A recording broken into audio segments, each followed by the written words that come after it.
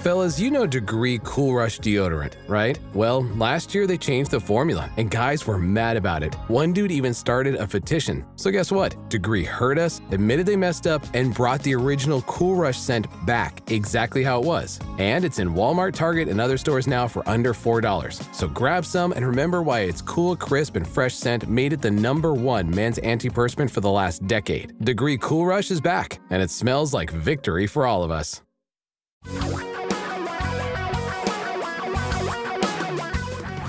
Reality radio for a really great future.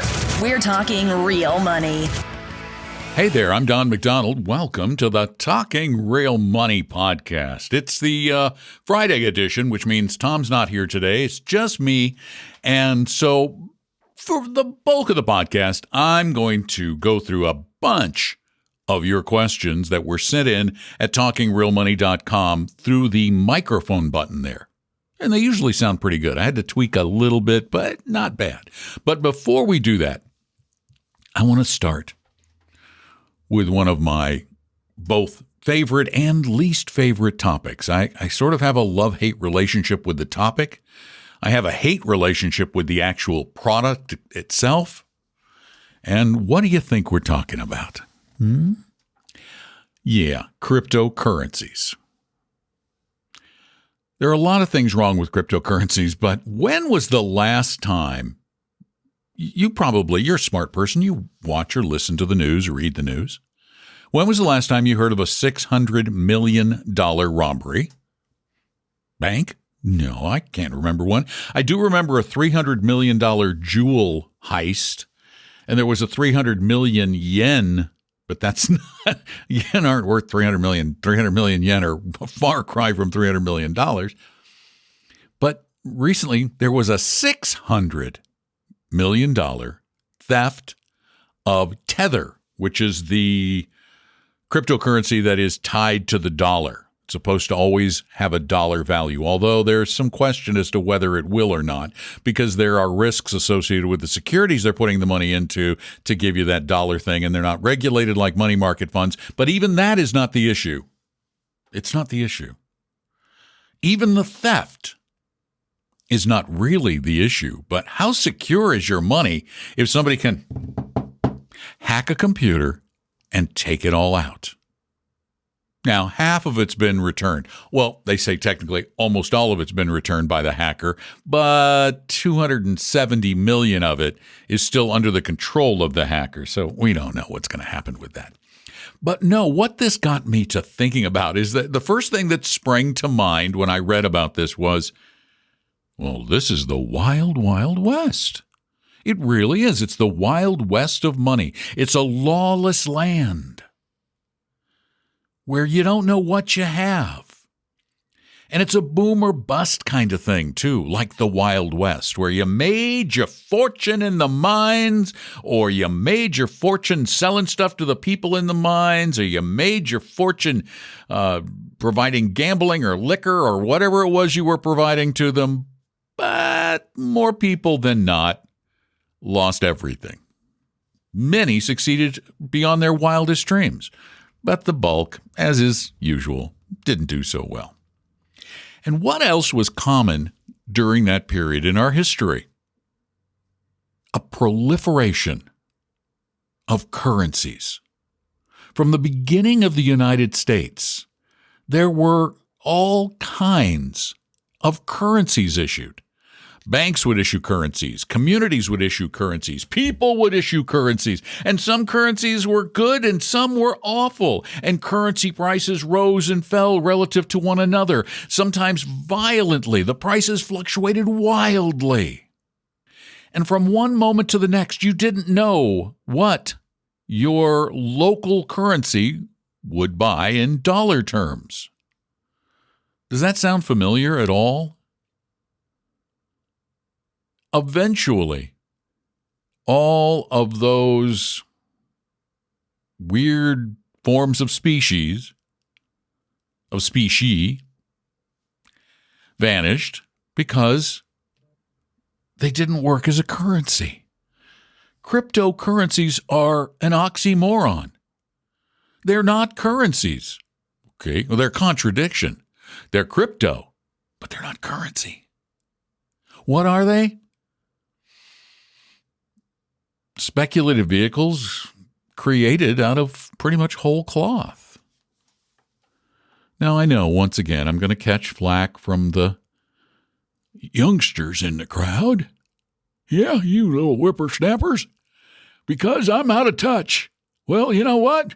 I probably know a bit more about crypto than most of you know, unless you're one of the developers of it. And even then, I think you only understand the blockchain. I don't think you understand the realities of the situation. And I honestly don't believe you know or have a clue what cryptos are really good for. Like the song, in my opinion, it's pretty close to absolutely nothing. And I'll say it again. Cryptos, they're great if you're a criminal. They're wonderful. They're good for some speculators, the ones who make money. They're bad for those who lose. And when it comes to speculation, more lose than win. So, again, I want to dissuade you. And you're going to read, oh, these mainstream banks are getting into crypto. Yeah, they're dabbling in it. They're dipping their toe into it, but they can afford to lose a fortune. Can you? You know, billionaires are getting into crypto. Yeah, they can afford to lose a fortune. Can you? Be careful out there, please. Hey, if you want to call questions in, or, hey, you want to take me to task on this with some facts, please. I'm not just encouraging it, I'm begging you to. Please, if you have some facts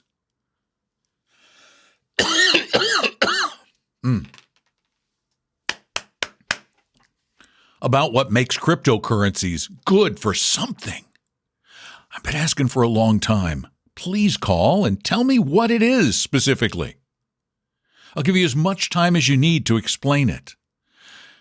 Call 855-935-TALK or go to talkingrealmoney.com, send us a note, or speak your issues or questions. But you can call about almost anything. And also at talkingrealmoney.com, you can record your question just like this one. Hi, can you tell me what happens in the event of death or disability of the owner of a 529 account and how to mitigate that eventuality? Thank you. That's an excellent question. I don't think we've ever covered it. The answer is, like so many, it depends. You can, on a 529 plan in some states, name a contingent owner. So if something happens to you, the new owner is in control of the account. Otherwise, you are supposed to name a beneficiary. And that beneficiary then becomes the person who manages those funds and determines what's done with them. So the answer is you have to name someone, and it can vary how it's done. Thanks for the call. I appreciate it. Again, these were all sent in via talkingrealmoney.com, but you can call us at 855-935-TALK and accomplish pretty much the same thing.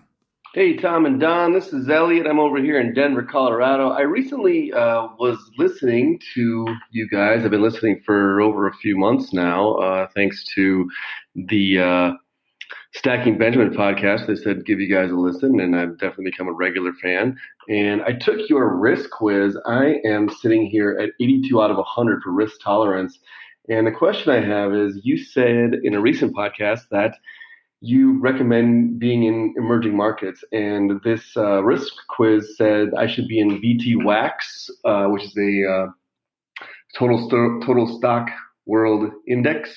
And I have 100% of my investments in VTSAX or VTSAX, thanks to J.L. Collins, who when I was 36 switched the lever in my head, and all of a sudden I started actually caring about money. And I've been in VTSAX 100% for a couple of years now. And I've seen that investment go from about 30,000 up to about 325,000. And I'm wondering, should I be in VMAX? VMAX is a emerging market stock index. Admiral Fund looks like their 1 year is 19.98%. And since inception, their average is 6.21% versus VTSAC's 10-year average is about 15%. So I don't know if I should have bonds. I am 40 now, and I have a high risk tolerance. And just wondering if you recommend allocating part of that portfolio, or should I be thinking about doing some VMAX as far as future contributions? And just wondering what that should look like if I'm doing this right. And would love to get your feedback. Thanks, guys. Well, thanks for coming over from Stacking. We love Stacking. I love the guys and gals at Stacking. You're a high risk taker, and you've been taking some risk with the Vanguard Total World Stock Index. Bear in mind, though, the Vanguard Total World Stock Index, the VTSAX, is an entirely U.S. portfolio. And you've been lucky because in the period you've owned it, U.S. stocks have been beating everything out there. But that's not always the case. And it hasn't always been the case historically. As a matter of fact, U.S. stocks did poorly from 2000 to 2010, while international stocks did far, far better. So all of these, and then we'll get into emerging markets in a minute, all of these asset classes have their day in the sun. And what we would like to see investors eventually do when you can afford to do it. And initially, it's really difficult to balance and rebalance a portfolio that has all of the various disparate pieces that we'd like to see in it. But if you really were to take this to its ultimate end, what we would ask is that you had something like VT, Vanguard Total World Stock Index, probably the ETF now, only because it's a little cheaper and the tax situation's better. But you would add to that, if you're at Vanguard, add in the Vanguard small cap value, add in the Vanguard emerging markets, probably add a little bit in the Vanguard real estate trust fund. And then when you get older and your risk tolerance goes down a little bit, then you start adding bonds in too. But initially, if you just went with VT or VTWAX, I think you'd be far better diversified. You're going to be in a much more comfortable situation when the U.S. market inevitably declines. They don't always move in lockstep, U.S. and foreign markets. Certainly, you could throw in some emerging markets right now and a little bit of small cap value. I think that would be to your advantage longer term. So you're on a great track. Right? Just keep doing what you're doing. All right, we've got another question that was sent in via talkingrealmoney.com on the contact form. Here we go. Hi, Tom and Don. Thank you for everything you do. I really appreciate all your help and wisdom. I had a quick question about the tax efficiency of the ETF. In one of the recent episodes, you had mentioned that you're not taxed on the growth in ETF, even though you don't sell the ETF. Now, my question is, are you taxed on the growth of the mutual funds, index mutual funds, even if you don't sell them? I have all my brokerage account in Vanguard. I invest in total stock market index, total international stock market index, small cap value, as well as international small cap, based on Paul Merriman's investment philosophy. I wanted to know if I need to or I should change my mutual funds to ETFs, equivalent ETFs, and is it even possible at Vanguard without realizing any capital gains? I would like to know your thoughts about the same. Thank you again for everything you guys do. The difference between an ETF, well, let me step back. The difference between an index ETF and an index fund from a tax standpoint is going to be small. It's not going to be particularly impressive. It's not going to be a big savings between one or the other because index funds tend not to turn over their portfolio very often. However, when they do sell a security and realize a capital gain in a mutual fund, that capital gain gets passed on to shareholders as a taxable event on a 1099. Whereas in an ETF, because of the way they're structured, there is no buy or sell going on. It's just a swapping of securities. And it's not considered a taxable event. So you would only pay taxes on the growth of an ETF when you sell it, a capital gain. You would, however, in both cases, pay taxes on any dividend income that is distributed. And Vanguard is one of the companies that allows you to swap your Vanguard Mutual. If they have the same ETF, they will allow you to do a tax-free swap into that comparable ETF. So if you want to move to ETFs, there's going to be a little advantage to you long term. I think it might not be a bad idea. We've become more and more and more and more comfortable with ETFs as they have really improved a lot of the technology and the systems. So I think you're good to make the change. And thank you for your question. Once again, call 855-935-TALK if you have a question. If you have a really complex one and you want one of our advisors to spend some time with you working on the problem, we have offered and will continue to, for as long as we're able, free time with one of our advisors to help you figure out what you own. And by the way, you're going to be really surprised. I bet you don't really know what you own, what your diversification is like, and how much you've paid for the products you have in your portfolio. Bet you don't know. Is it properly balanced? Bet you don't know. Set up an appointment with one of our advisors at veststory.com, and we will help you for a little bit for free, without any obligation, without any high-pressure sales pitch. Promise. If you want to become a client, that would be great. We'd love that. And you'll find that if you become a client, your odds of success probably improve a little bit. At least that's what all of the research has shown. Having an advisor can help you stop doing dumb things and help you build the diversification you need. So you might as well get a good one. And we keep an eye on ours really closely. They better be good. 855-935-TALK, or go to talkingrealmoney.com to send your questions in. And here's another one. Good afternoon, gentlemen. My name's Curtis, and I live in the wonderful state of Washington. I just want to thank you guys for going over all the topics that you do about investing for long term, and also the seminars that you guys have been holding. Really appreciate it. So what we've got going on here in the state of Washington, beginning of the 1st of January 2022, is something called Washington Cares Fund Act. And it's something that's going to be forced upon us who are working, and there's going to be money taken out every paycheck for this long-term care insurance program that Inslee and Olympia is pushing on us. It might be a good idea for some, but I am 59 years old. I really don't get the feeling that this is going to be worth my while, or am I going to see any benefits from this? So my question is, if you guys could talk about point 2 and suggest maybe a private insurance company for long-term care.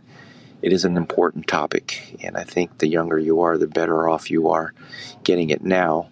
So maybe we can get some good advice on this and try to avoid the mandatory income tax, which is being disguised as a Washington Cares Fund for long-term insurance.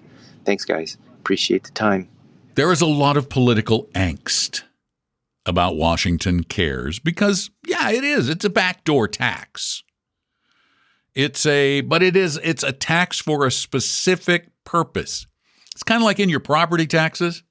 You have a section of them that is the school levy, and that just goes to schools. Well, this is designed to, and who knows? They can change things. I'm not going to get into a political argument over this. They can change things in the future, maybe, but I don't know how it's structured. But at its current price of 58 cents per $100 or 0.58%, this is a real bargain. I'm telling you, this is a real bargain. I've shopped for long-term care insurance personally. I read about it all the time. I check prices. A lot of companies have dropped completely out of the business. They've raised premiums through the roof. And I just recently looked at a sample premium Now, bear in mind, the Washington Cares policy, from my understanding of it, will pay out a maximum benefit of $36,000 over your life if you need long-term care. That's not going to go very far anywhere. In Washington State, a year of care is probably about $100,000 at a good facility. So it'll cover 3-4 months maybe. However, a similar policy with a private company, and I looked at New York Life, which is one of the bigger ones, a similar policy at age 55. So at age 59, it's going to be more expensive. But at age 55, a $50,000 lifetime benefit policy runs right about $300 a year. So you could get that. It would pay less per day because it would last. You get a smattering of what you get per day, but the maximum lifetime benefit's bigger. I think the Washington Cares is $100 a day up until that $300 or $36,500. So it's 1 year. The $50,000 at New York Life, I think, lasts 2 years. They pay less per day. So it's pretty much apples to apples. And if you make $100,000 a year in Washington, your premium per year will be $58. $58.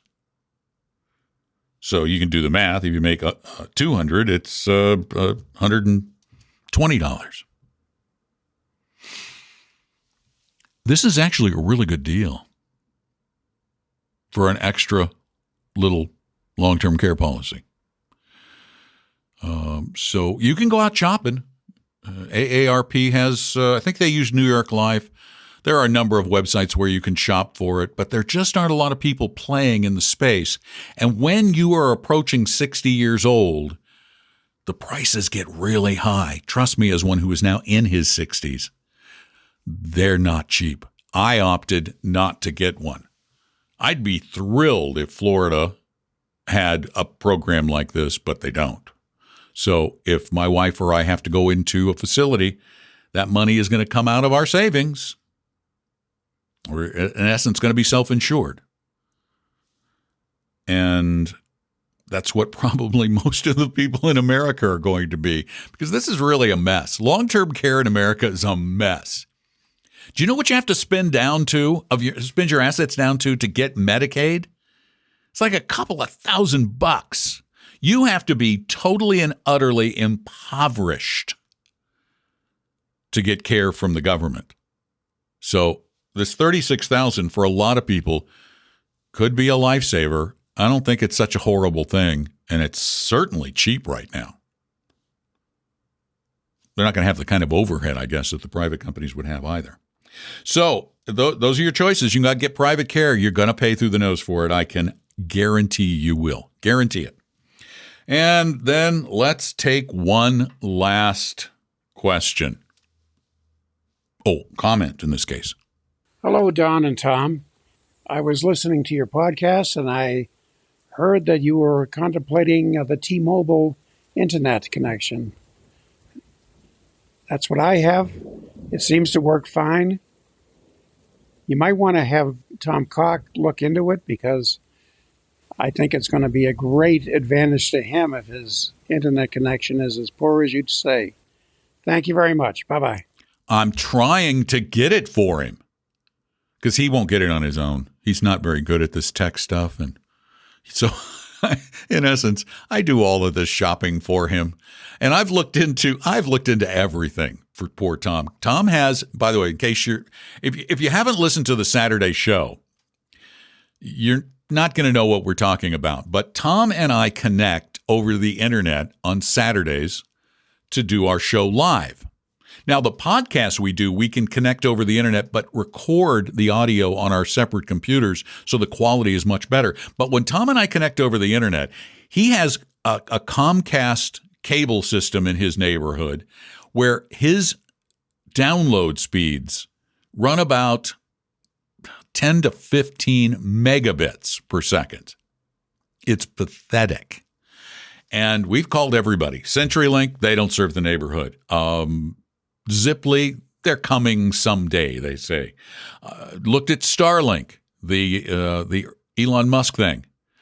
Totally booked up in the Pacific Northwest. Maybe in 22 we'll get you in, they said.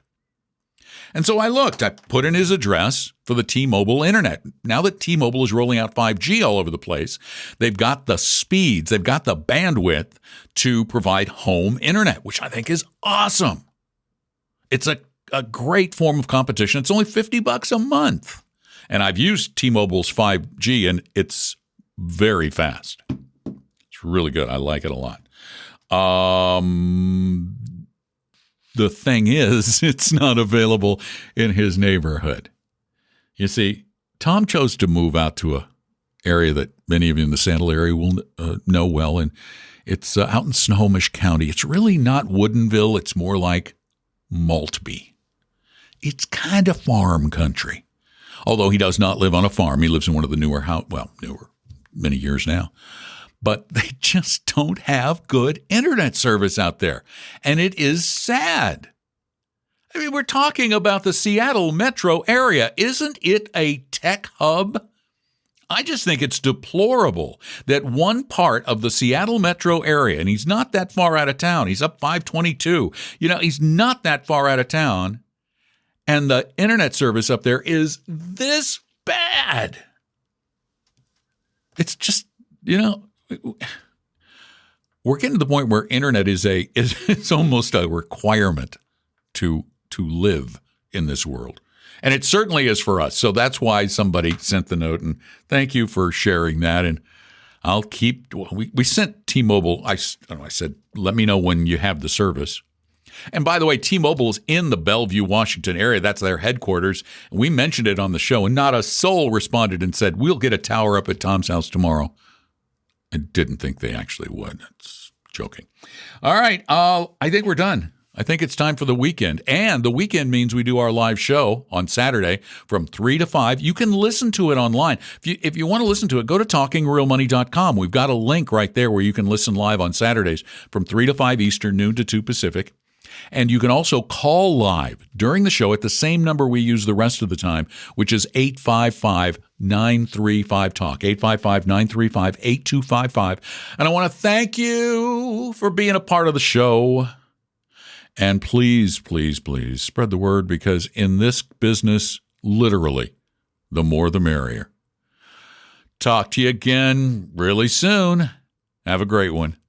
I'm Don McDonald. Hanging out, actually right now in Virginia, but going back to Florida soon, thinking about and talking real money. Talking real money.